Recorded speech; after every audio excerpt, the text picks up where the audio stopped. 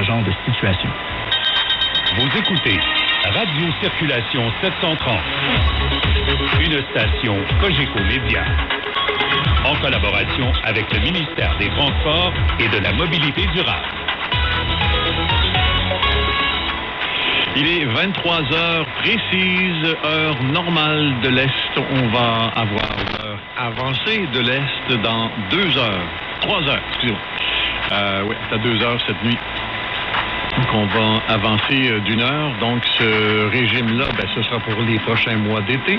Et ça va aller jusqu'à la début novembre, pour le retour à l'heure normale. Alors, on est bien content d'avoir cette heure d'été. Ça fait un petit changement qui n'est pas désagréable. Évidemment, on va avoir moins de clarté le matin pour le début. Au lieu d'avoir un soleil qui va se lever à 6h20, on va avoir un soleil qui va se lever à 7h20 avec la nouvelle heure. Mais par contre, en conséquence, on va avoir une journée qui se termine, je parle du soleil toujours, à 18h50 au lieu de 17h50. Ça va faire toute une différence. Chaque fois, on s'habitue, mais en même temps, on ne s'habitue pas. C'est toujours un petit peu nouveau. Revenons à nos moutons. La route, la partie Lanaudière, Laurentide et Outaouais est très affectée par le brouillard. Et quand je dis très affecté, c'est assez rare qu'on voit autant de routes affectées en même temps. Alors, la nomenclature va un peu comme suit. La 50, l'autoroute 50 de Guy Lafleur de Gatineau, pratiquement jusqu'à La Chute. Dans le secteur de Mirabel, la 148 est affectée pratiquement jusqu'à Saint-Eustache. Saint-Canute pour la 158.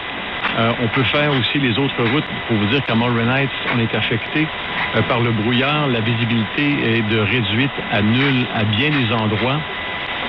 Quand on dit réduite, ça veut dire une visibilité de 250 à 500 mètres. Alors, c'est plus prudent de rouler moins vite. Il faut être capable de s'arrêter dans la partie que vous êtes capable de voir. Parce que si vous avez percevé ne serait-ce qu'un chevreuil ou n'importe quoi d'autre, si vous n'êtes pas capable de vous arrêter, c'est que vous rouliez trop vite. Alors, c'est pas mal ça le critère. Alors, regardez ce que vous voyez et dites-vous, même si je foutais les breaks, est-ce que je suis capable de m'arrêter dans cette partie éclairée par mes phares? Pas évident, pas évident. C'est des conditions de conduite qui sont périlleuses, qui demandent beaucoup plus de concentration. Et quand on est fatigué en fin de soirée, pas évident. Cette zone de brouillard affecte aussi Saint-Lin-Laurentide, la région de Saint-Jérôme,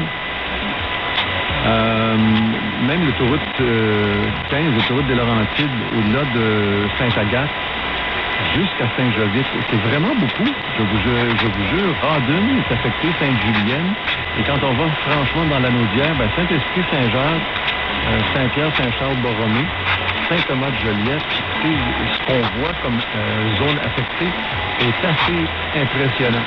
Évidemment, il n'y a pas que la Naudière, l'Outaouais et les Laurentides qui ont l'exclusivité de ce vent-là, de ce brouillard-là. Ce que j'allais dire, c'est que le vent qui va se lever cette nuit va balayer tout ça. Il y a un changement de température et de grands vents qui s'en viennent. Alors, les nappes de brouillard vont se dissiper au cours de la nuit. Et les vents qui vont chasser tout ça sont des vents assez sérieux de 30 km/h, des vents assez